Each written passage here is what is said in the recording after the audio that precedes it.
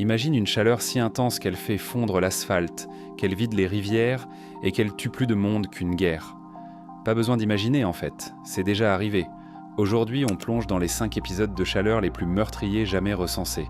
Des chiffres qui donnent le vertige, des sociétés entières prises au dépourvu et une place numéro 1 qui va probablement te faire relativiser ta prochaine canicule. Installe-toi, serre-toi un verre d'eau bien frais et c'est parti pour le top 5 des canicules les plus meurtrières de l'histoire. Numéro 5. On commence en France avec un épisode que beaucoup ont oublié, l'été 1911.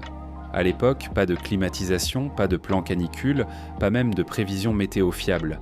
Les gens ne savaient tout simplement pas ce qui les attendait. Pendant plusieurs semaines, le thermomètre dépasse les 35 degrés à Paris et grimpe au-delà de 40 degrés à Lyon et à Bordeaux. Le vrai problème, ce n'est pas seulement la chaleur en elle-même, c'est la sécheresse qui l'accompagne. Les récoltes pourrissent, les fontaines parisiennes s'assèchent.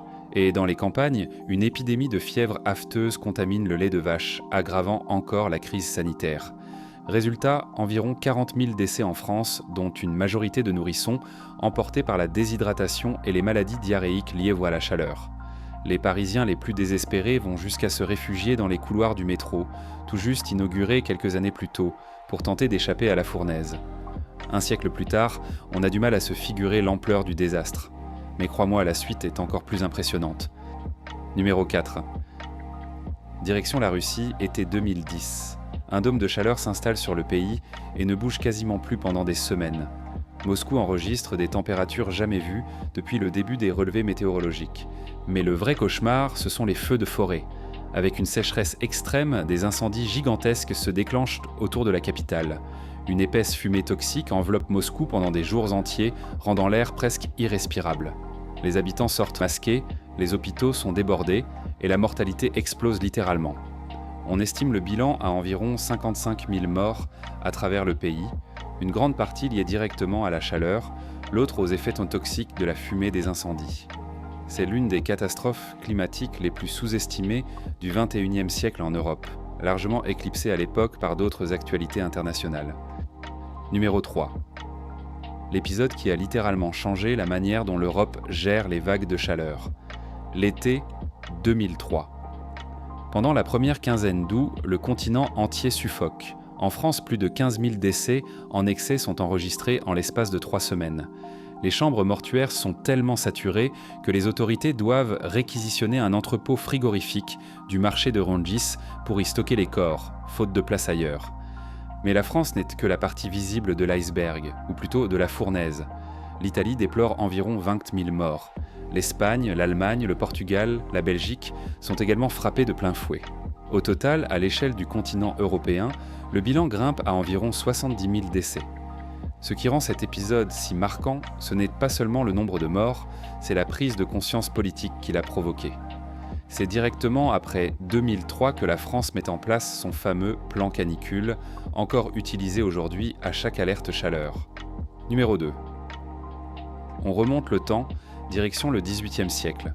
Pas de thermomètre fiable, pas de statistiques officielles de mortalité comme aujourd'hui, mais des historiens qui, en croisant les registres paroissiaux et les archives locales, ont pu estimer l'ampleur du désastre. L'été 1779 est resté comme l'un des plus caniculaires jamais traversés par le royaume de France. Comme un siècle plus tôt, en 1747, la chaleur extrême s'accompagne d'une sécheresse dévastatrice, qui détruit les récoltes et plonge des régions entières dans la famine. Sans système de santé publique, sans hôpitaux modernes, ce sont surtout les nourrissons et les personnes âgées qui paient le prix fort, emportés par la déshydratation. Les historiens estiment le bilan à environ 200 000 victimes pour cet unique épisode. Numéro 1. Le sommet de ce classement nous emmène en plein XVIIe siècle, l'année 1636.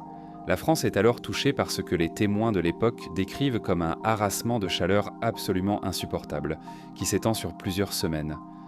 Un chroniqueur du nord de la France écrit à l'époque que cette année a été marquée par une mortalité et une contagion d'une intensité inédite, touchant toutes les villes et tous les villages du royaume.